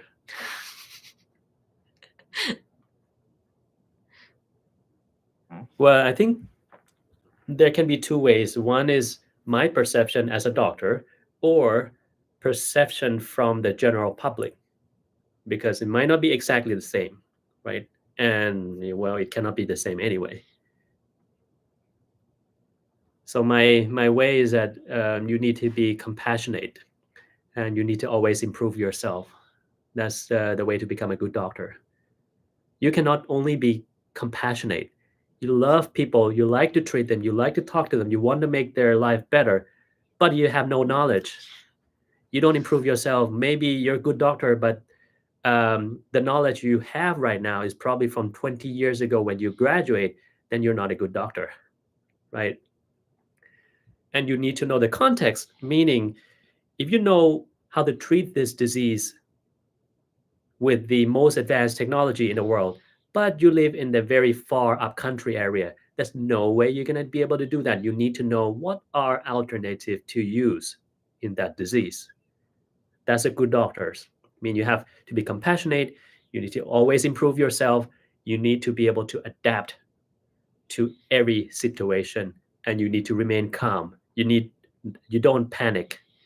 Even if you panic inside, you can panic inside. You don't panic outside. If you see a doctor, I need to operate on someone, I'm like this, you be scared to death, right? You probably, I'm gonna die. Something. That's my view, though. Anything on your side? I think you have talked about that already, about like the how to be a good doctor, as in a context, as in you need to like look for like overall picture of the patient, look for their background or anything that you need to be considered for. Yeah, doctor is not like doing the things to answer the question. You need to like treat the patient, not the question. Yeah. Somehow some of my assistant some of my professor have talked to me, and they have been said about you cannot like take the patient as a question that you need to answer, but you need to like look at them as a person, as a patient, and as the whole things that you need to consider, not as a question that you need to like find the answer and then like, yeah, that's it. Sometimes you need to find a good questions. Might not be something that you thought of before. Sometimes patient comes to you because they have problems that they don't say. For instance, I have a patient who have this migraine attack. When I was working in Thailand, and we treat a migraine as best as we could, the migraine is still happening, right? But eventually, when you start sitting down with the patient, what migraines really means in her view is that it seemed to stem from her relationships in the family, and she just don't know how to say it out loud, and it unfortunately was an abusive relationships, and she wants to get help, but she cannot say it long because her husband just next to her, like sitting there. And one day I noticed something like weird. Why she looks apprehended for some reason. So I said, okay, let me speak to you alone. And in the hospital there, I have authority. I mean, I can do whatever I want. And the husband say, why do I have to leave? Those kind of things. There might be some female thing that's private, and I might want to have my assistant, who is female, talk to her. I don't want to be here either. That's how I get. And I want to speak to you alone because we are male to male. Maybe we know each other. And that's how I prompt my friend who is like female, can you ask this question? Because I'm like suspicious about something bad going on. And then when we know, oh, that's not migraine, that's something abusive things going on. That's why she's like that. So we involve the authority. And that's case solved. It's not because we cannot treat migraine, right? It has nothing to do with migraine. Sometimes things are questions that you need to pick up. Which one is the correct questions, right? What's your take on modern medications practice, if there's any? What does it? Like hot takes? I'm not sure what that means. To me, modern medicine is based on evidence that's good enough. So the traditional medicine may work, but they don't have solid evidence for it. They just say, we have been doing this for ages. But, we live in the age where we need information. So if you want to survive the modern era, you better have good evidence behind what you're doing. So I encourage all the traditional medicine from every country to have their own research. And this way you can back your claim with, hey, it works because so and so, now we have scientific evidence for it. Otherwise, you will not be able to survive this era at all. That's what I take on. And I think modern medicine does not always gonna work, but it has some scientific basis of why it works, why it does not work. And that's why we can trust, right? You want to do internship here? I have no idea because unfortunately I'm leaving the institution. So you might not be able to do it. You probably have to ask whoever is still here. And there's also a way to apply at Harvard Medical School also, directly to Harvard Medical School, and that will be Yes. the process, but it takes for a long time. So unless you have someone here, it's very difficult for you to be doing elective here in the institution. Yeah. Because some of my colleagues from Thailand want to refer someone over for rotation, and they apply through Harvard and they don't respond. And the next thing I do, I email them directly from Harvard inside. So they, oh yeah, let's just take this guy. Yeah, that happens. But now I cannot help because I'm not going to be here anymore. You probably have to find someone else to help you out. You're an RN in Thailand. You want to know if NP in the US has any role here. You want to do some NP here. NP has a lot of role here. It depends on what professions you want to do. Like we have NP in lung transplant, NP in cardiac surgery. So you can pick and choose. It has a big role, the same as doctors. But you still need to work under doctors in many states. But I think there are some states like Maine that you can practice solo as well. So it depends. It's doable. But you need to take NLEX, NCLEX, yes, for the nursing.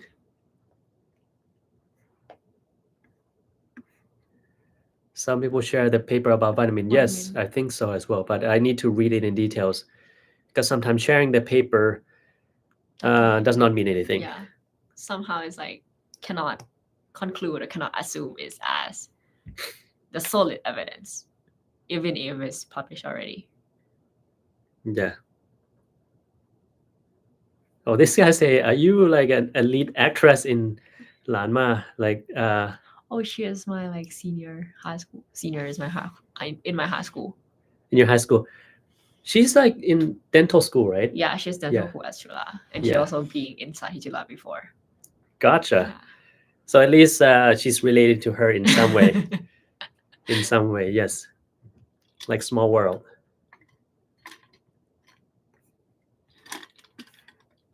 Working a full-time job abroad, are you worried about any old people at home? Advice on how to deal with this feeling. I do worry, and sometimes we check in with them here and there. But to be fair, you go home here and there to check on them, but you have your life that you have to deal with as well. So to me, it depends on what life you want to pursue. If your life is to be here, then you stay here and do your best to check on those who are at home, and you call them, you text them, and you should regularly go home to visit them. You cannot say, hey, I don't have time to go back to Thailand. I don't think that's fair, because we always can find time to go back to Thailand. But for how long? Depends. Some job will only allow you to go there 10 days. Like during my residency and fellowship, I can take only 2 weeks to go to Thailand, and that's all I got. But now it can take a little bit longer than that, so that's good as well. But it's going to be something that people will start to think about, because at my stage, parents are a lot older than when I was in my residency and fellowship. And that's probably something you have to think about when you want to come over here as well. Some of my friends bring their families here. Really? Take all of them here. But most of them are reluctant just because I have a lot of friends in Thailand. I want to come. Yeah. But I have a friend from Venezuela, because they don't want their parents to be in the Venezuela area. It's not safe, right? So they come over to the United States just to stay here. So they set their things and they bring people from Venezuela over here. That's doable as well. And There are many Chinese people who come here and then try to bring their parents, and their parent does not work, does not speak English. Oh.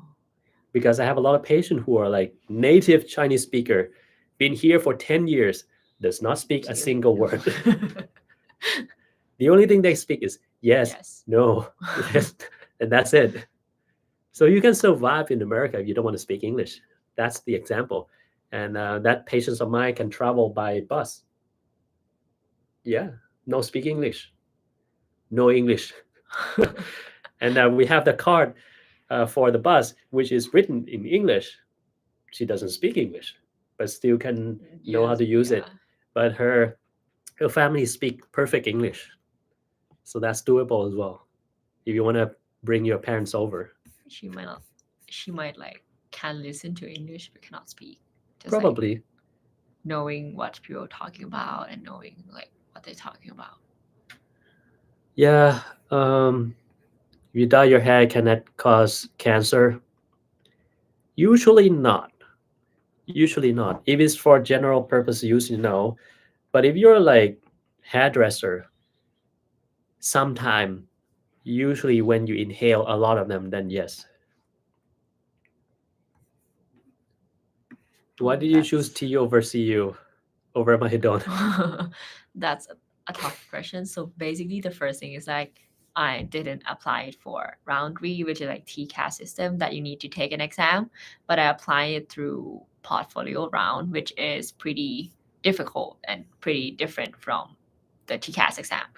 And another thing is that I choose this at TU because it's curriculum, not because it's the ranking, not because of the other things. I think TU is best enough as in a ranking is like 4th rank up under Ramatipati. And I think that's enough for the ranking. And also I'm okay and I'm pretty interested in the curriculum that will taught in English, and it will have an overseas elective, and it will have like community-based medicine in every single year, and it will like assign you to do a research paper every year also. So I think that's enough reason. And also another thing is like I think that Thammasat University is pretty great university in Thailand, and it's very open-minded in every single things that you want to speak up or you want to raise the issue. I think that's another thing for me. Yeah, that's true. The chance of you speaking up and it get heard, that's very important these days. You don't want to go into institution where everything is rigid. You don't want to change. And if there's a new ideas and the older people say, hey, this is not the way we've been doing it, we're not going to do it for you. That's not a good idea for the rapidly changing environment like nowadays, right? So for example, these days I do not need to like wear a uniform to my lecture class and my lab class. So I just wear this one or like any other in like as a formal dress instead of uniform. So basically they are not strict enough. Yeah, you can wear whatever you want as long as look nice. Yeah. In TU, they're also like you can do anything you want. But in clinical year, you need to do it. You need to wear a uniform because like you are in the hospital. Yeah, you don't want to look like a patient walking around. Yeah, that's true. That's true. For me, the reason why I picked July was because it was close to my house. That's it. Because I do not want to travel very far away from my house. And this one I know because my high school was Triamadome. And even with that, I used to be very late for almost every classes. And the teacher always remember me because I always the last one to walk in. And at that time, I have my bag, which has my name on it because I cut the sticker and put that sticker as to my big name. So when I walk into school, everybody know he's late again, right? Until we have a SkyTrain, then I never late again. So I imagine like if I go somewhere very far away, I'm gonna be very late. Yeah. So let's not do that. And that's a funny thing. It's like my home is at Samyan. Oh, it's pretty close to my high school, which is like Sahiji lines Yeah. around like Siam. Yeah. but I'm And then used you to be in Rangsit area. yeah, go somewhere far. Some people like to go far away from their house. Yeah, to explore the new area, which is maybe a good thing. Because I used to live in around that area for like 12 years already. Yeah, too boring. Yeah.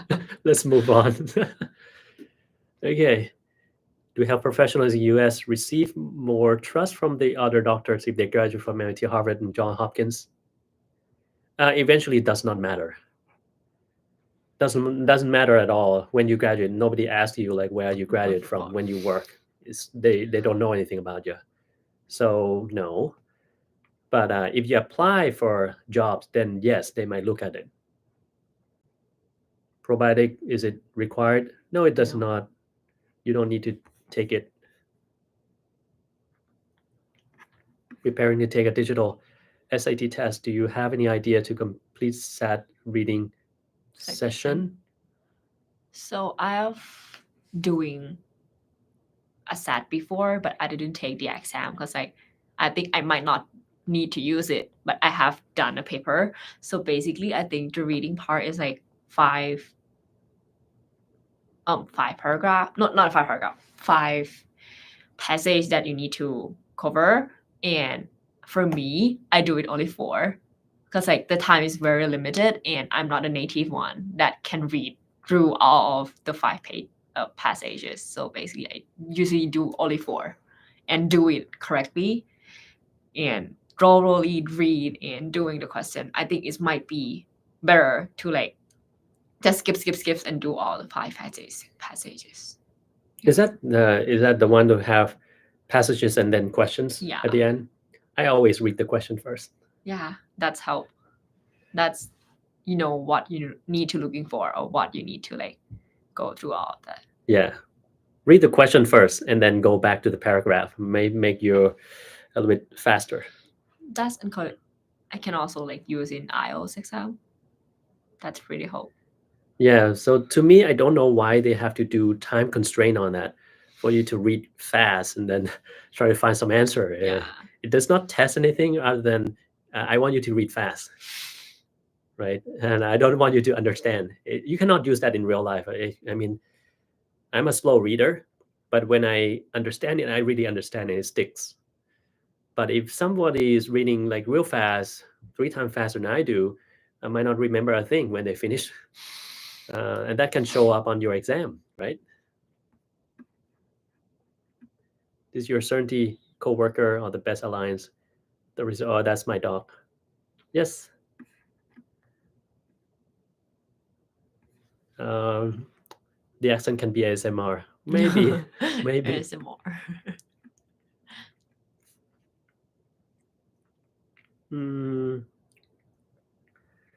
Someone has a stroke, hemorrhagic stroke, so they ran into other people and caused issues. Oh yeah, and he dies. How can you tell whether people are drunk or having strokes? If you have something pop in your brain, you're gonna have like severe headache. Those who are drunk, actively drunk, they're not gonna have headaches. Like how many times you see people who are drunk say, "I have headache"? No way, it's not gonna happen, right? Or they have head pain, so they're gonna be in pain. Those who are like drunk, I never see them in pain. I can tell you from my experience, like during my year that I work in Thailand, those who are drunk and got into a car accident, they may have like big wound, a big cut on their face or their forehead or somewhere in their system, and they don't have any complaint. They don't scream. They are still in that la la land with whatever they're thinking of, but they don't have pain. So if that's the case, then you have to think about if they have pain there or not. If they do, that's not drunk. Is there any of your classmates coming with you to Boston? No, but there is all my academic years spread off around the world. There will be a group in Canada, a group in Japan, and also there's somehow a people still in Thailand also. Gotcha. Why am I leaving Harvard Medical School? Because there are a lot of changes going on right now, and that changes are in what I'm gonna say is it's not clear to me what change is gonna be. There are a lot of uncertainties, and some are good, some are not good, some are just promising, but we will never know whether it's gonna be true or not and when. So that to me I don't think is good. Do you like Butter Bear? No, You don't like Butter I'm Bear? not a fan of it. But like, I saw a video on TikTok, and that's a very hot trend on that. And I've saw it once. Is there a lot of like people? Yeah, at Atmosphere. Yeah, to me, if I have to go there just to see something that had a lot of people around it, I'm not gonna do that. I'm just gonna go walk past that and go to a nice restaurant and eat something. Yeah. Unless the bear walks to me, that's different story. I will like, okay, let's shake hand, do a little dance. That's fine. Yeah. You want me to tell? Ah, when I interview at Einstein, you wanna have your GPA is low. Do you need a good GPA or USMLE score? Unfortunately, at Einstein, they take everything into account. They are very clinically oriented program in which they take those who perform really well. So if your GPA on the lower side, I don't think Einstein would be a best fit for you. You probably have to apply for other programs, which in that case can use more of USMLE score. However, these days it's only pass and fail, so it does not tell you apart, which means you have to do something else outside of the medicine in order to improve your portfolio, right? However, you can still take like step 3, which is still a score base, if I'm not mistaken, and you can use that to your leverage to say, hey, I can get very high steps 3 score. That's going to be useful. What's your plan? What's your plan to be done together in 5 years? What's your plan in the next 5 years? Well, that's what it Yeah. means. So just finish medical school first, I think. It'll take like around 4 years to finish my medical school, and then I need to do an intern for sure. So that's it for my 5th year, I think. Yeah, so for an intern year, you can do all 3 or you can do just one. It's up to you. Yeah. But for you, I think with international program, it's just only 1, right? Or No, it's 3. it's 3 Yeah. still? Yeah, 3 still. But I think I might apply to Thammasat University Hospital, because like all my senior apply there.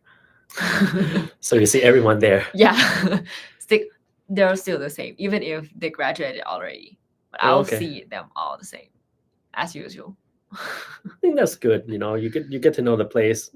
Yeah. To me, if you do an intern year, that is good to get some more experience, because then you'll be working a real job and you earn money, even though it's a hard earned money, but but I think it's worthwhile because then you gain a lot of experience. And if you never done any clinical work yourself before, then you won't be able to gain. In order to get those experience, you need something. You need to work under pressure.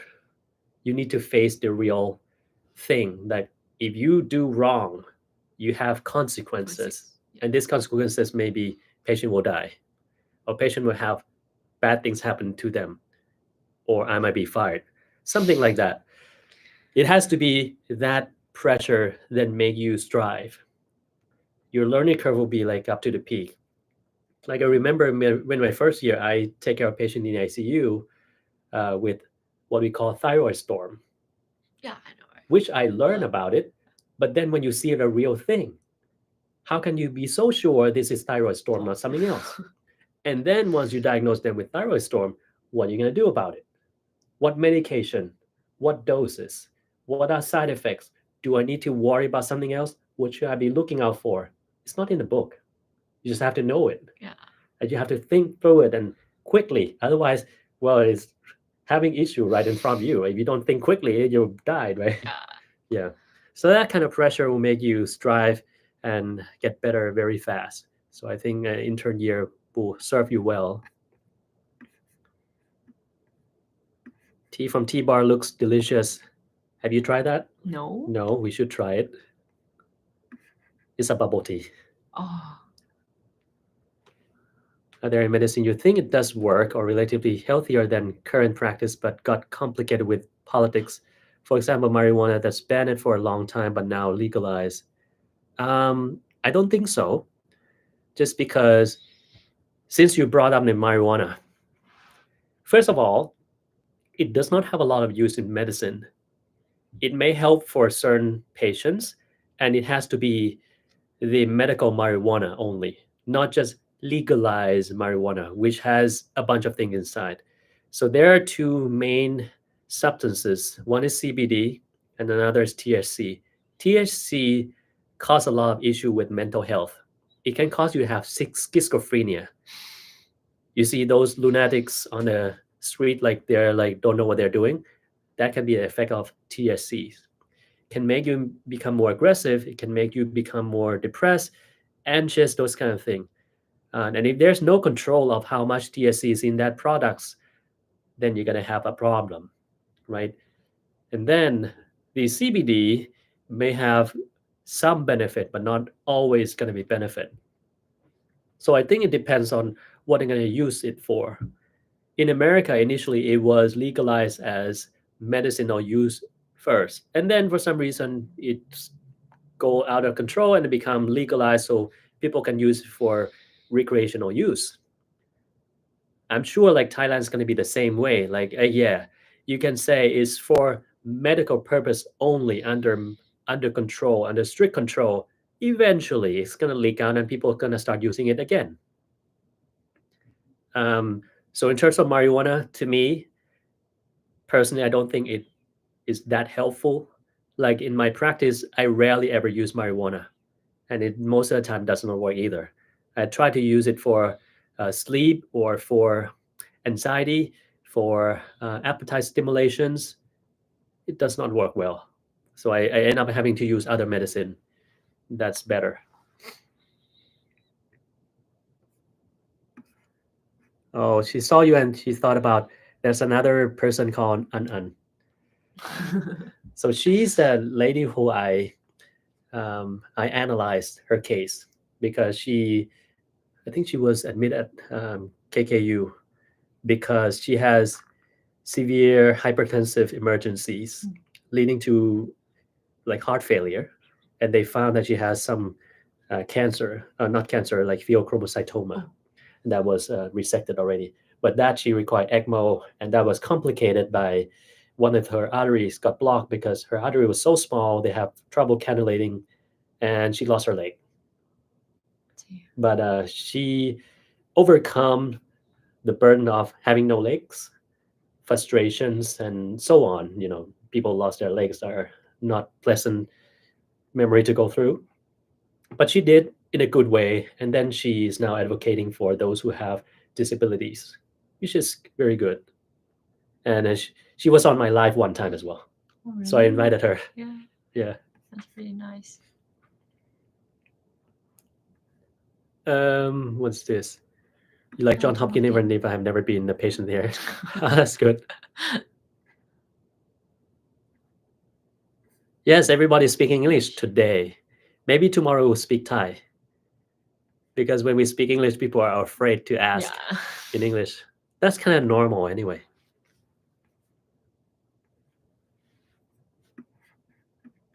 Butter bear, so hot. Yeah, butter bear. Yeah, people love butter bear. The police thought it was he was drunk. Yes, that's what I heard as well.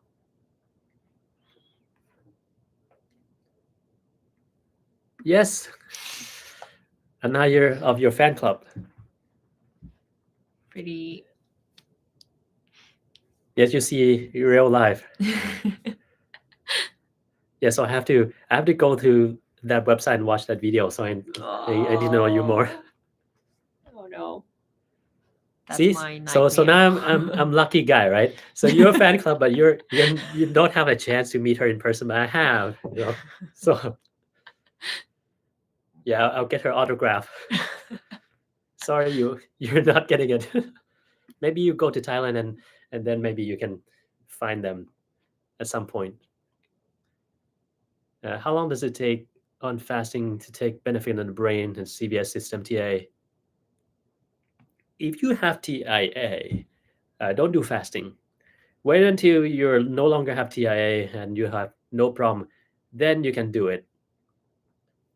And fasting, you shouldn't be doing crazy fasting. Maybe like start with like 12 first and then work your way up to like 16-8 and park there for a little bit before you go further.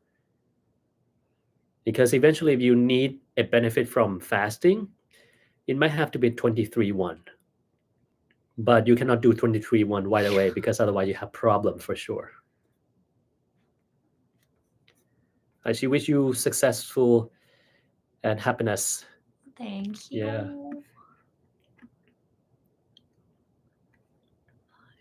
Do I have any place where I want to apply after Harvard?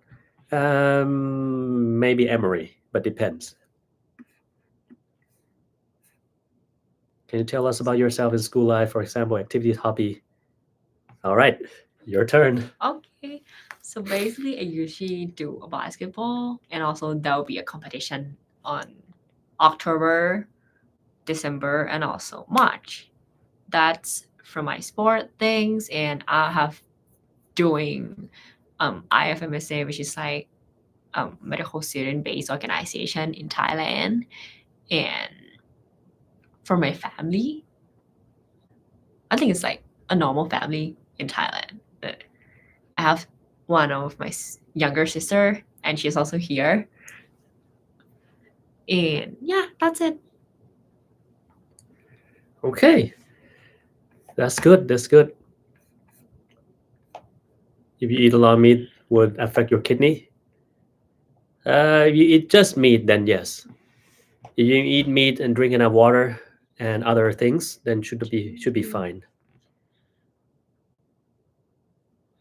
Have you ever joined like any camp or open house? Yes, sure. I have joined Ramatibadi Medical Camp on my 11th grade. Yeah. And that's the turning point from dental surgery into medicine. You change your mind? Yeah. Yeah. No longer doing surgery. Yeah. Let's do something else. Good. You go to eat at Thai cuisine and you drive by yourself. I don't think you drive here because it doesn't worth it if you're here for maybe 2 weeks, 3 weeks, right? But if you're here for a year, then yeah, maybe you drive. LA police and sheriff said most car accidents occurred from driver that smoke marijuana while driving. I'm not sure about that, but if that's real, that's even more concerning. Please have fire activity tier 2. Yeah, I have it there. Yeah, she looks at dry eyes. Yeah. Sometimes it's dry eyes. Sometimes it's just like, yeah, they're blocked by meibomian gland.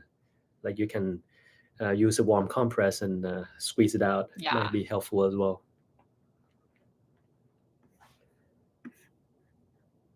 What would you guys suggest in dealing with when you were heartbroken? Well, I did mention before that sometimes that person's not meant to be yours.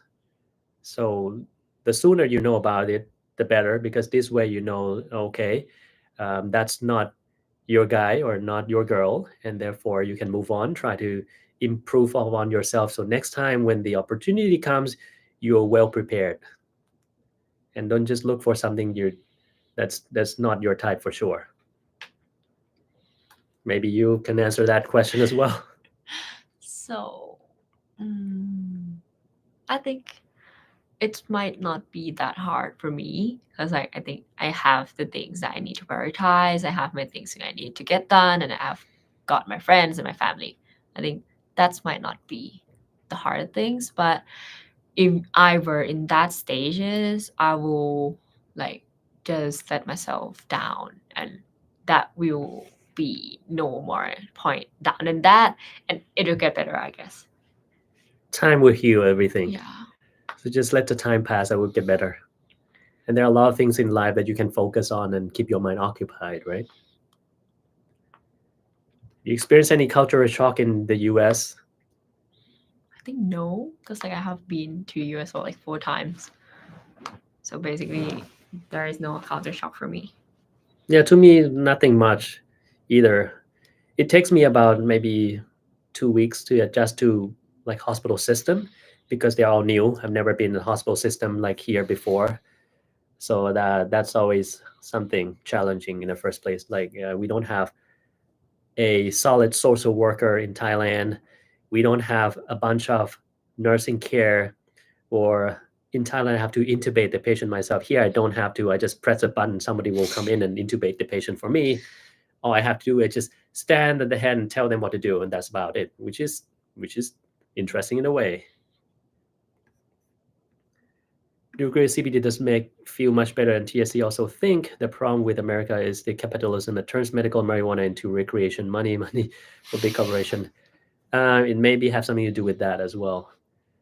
So obviously, marijuana is going to be a big thing for business. Like people gonna try to jump in, and people are already jumping in, already grow a lot of crops for that. But since there are a lot of politics involved, I'm not gonna go there. But to me, if I were to use marijuana for treatment or not, I would say no. To me, basically, no. Hospital get effect from CrowdStrike? Yes. Yes. And that was my first day here. Most because of our CrowdStrike issue. Yeah. Right, did you get affected from that? It started working on Sunday. How can people know he or she has OSA without sleep ability? How can people with OSA in low-income country takes care of themselves without CPAP? So first of all, if you snore, then yes, you probably have it. If you observe someone who sleep and they stop breathing, then yes. If they gasp for air at night, then yes. If they think that they are choking when they sleep, yes. So these are signs of sleep apnea. You cannot have a perfect diagnosis unless you have sleep study, but these are things that you can look for. If you wake up in the morning having headache, feel unrefreshed, even though you sleep enough, or during the afternoon, you doze off a lot of time, especially if you're driving and you stop your car in the red light and you sleep, that's a big sign for it. As for how to treat it, so first of all, if you don't have CPAP, the first thing, if you're fat, you need to lose weight. That's the only way. Sleep with your head upright like this, and sleep on your side. That usually helps as well. And do not take anything to make you go to sleep. That will worsen the OSA. Like all the sleeping aids, sleeping pills, anything that make you sleepy will worsen the OSA. Muscle relaxant will also worsen your OSA as well. So do not take it. All right. So your third, third fan club. I'm flatter. Oh, they need to like follow you now. Well, we'll see. We'll see. Like me, I typically do not like share my social account. Like I keep it private. Yeah. You can search for me. You can find me. I'm not gonna accept you. That's the thing. Yeah, so it's not a problem. I only accept some if I know who they are. Yeah, that's of course I accept. But if I don't know who they are, it depends. Have you even thought of living in a different state than part of Boston? Yes, I'm moving to Atlanta soon. So yes, thinking about that. Butter bear. Butter bear is lovely. Yeah, probably. Okay, the fourth one or sixth one. That's my friends. That's your friends. Yeah. Nice. Say hi to your mommy, Hannes. Say hi to you. Yeah, come find your friends. Maybe tomorrow we'll live again, but it might be in Thai as well. So gather your friends. So this time you can speak Thai. We don't have any concern about Thai. Hannes is the one who like got into med school in Thailand, and she came from the UK. Oh, she got British accent. You got British accent. That's interesting. I cannot use British accent right now. I used to be able to do it when I was in England for about 2 weeks or more. Then I switch because when I speak American accent there, they look at me. They look at, this guy, like different classes or something. How old are you? They ask you, not me. 21. Yeah, All right. You're like half my age. Like I'm like 42. 21 and 42. I was like, I watched the comment below in English now. You know, yeah. Oh, so usually I have been to the US and got to do a summer school, and all the teacher not calling me Aunt, they calling me Anne. So basically, I don't really know about the pronunciation in English. That might be the problem to pronounce Aunt, but I think it's not that difficult. It's like we usually use Aunt before as a prefix. We usually use Aunt as a prefix, but they cannot pronounce Aunt. I don't know why. Yeah. I think they are not used to that name. People call Anne. There's Anne, right? There's no An. How do you get rid of phlegm? Salate in Thai is phlegm or sputum or mucus. You can call it anyone. It depends on what actually causes it. If you have heartburn, well, you better treat that first before it goes away. If your area is so sensitive to PM 2.5, you take care of that. If you have asthma, you need to use inhaler with steroid to make it go away. If you have allergies, well, you treat allergy first. So I don't know what you have. You better ask your doctors what you have first because that needs to be treated.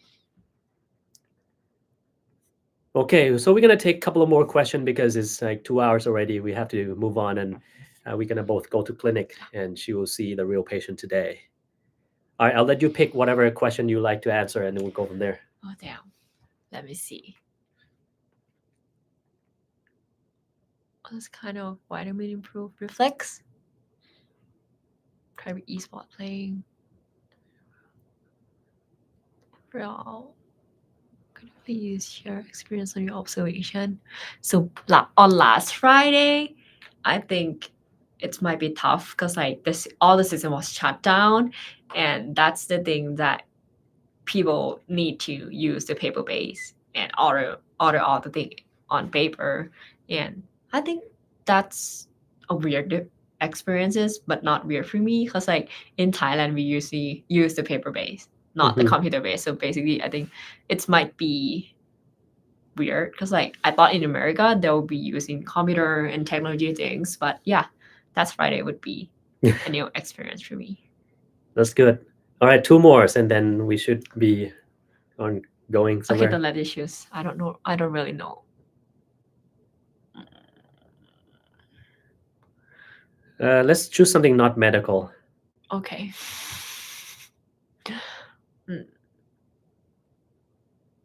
There are so many people told you like you look so younger than your age. Exercise, your friend. You exercise. Yeah, if you exercise, you get rid of your stress fast. Then I think that's the way to go. Like people ask, like, what do I eat? What supplement do I take? That's not the key. Like I eat whatever I like. I don't have any special diet that I eat. Like okay, I can have bubble tea. The other day, yesterday, I took like a croissant with eggs and tea and so on. Like I don't have any special diet I do, but I do balanced diet. Like if I eat something bad today, tomorrow I eat something good. I eat a lot of carbs today, a lot of cakes today, tomorrow no cake, something like that, just to balance it out. I think that's the game plan. And if you are stressed about everything, likely that's the reason why you get older quicker, because you think too much about things that you have no control over, and therefore you keep thinking about the same thing over and over and over again. You then have poor sleep because you keep thinking about something and you cannot sleep. Then you think, how can I not be able to sleep? It's about to get dawn already. I still not able to sleep. Then you get stressed about sleep. You stress about everything. So that's not a good life. So stress is good for a short period of time. Let's say for exam. If you're not stressed, you're too chill out, then you're not gonna be able to study. but for long term, it's not good either. Not That's my take on it. The rest of them are nothing much. yeah. Okay, so I think maybe today it is time for us to go. We'll come back again tomorrow. Maybe we can think about like answering your question in Thai, and this way you will be able to ask more questions. But I'm glad that we are able to talk to you in English. This way, once in a while, you better try to live the way we live right now. Like English is something you better study, and in order to study, you need to listen more, try more, and that's the way we want you to get. All right, well, we gotta go now, and see you next time. Maybe you can try to do something, and it makes something like this. See, Oh, really? you can try. Seriously? Yeah, there are many things that you can do. You just have to be in the center. That as well. Oh, You amazing. can do this, and then it's gonna rain. And this will be a balloon. Oh, really? Yeah, and this will be the heart. Oh my god, it's cute. Yeah, so you can try many things on the YouTube platform, but you cannot do this on TikTok. It doesn't work. Oh, yeah. All right, well, we'll see you next time. Take good care. Bye bye. Oh my god.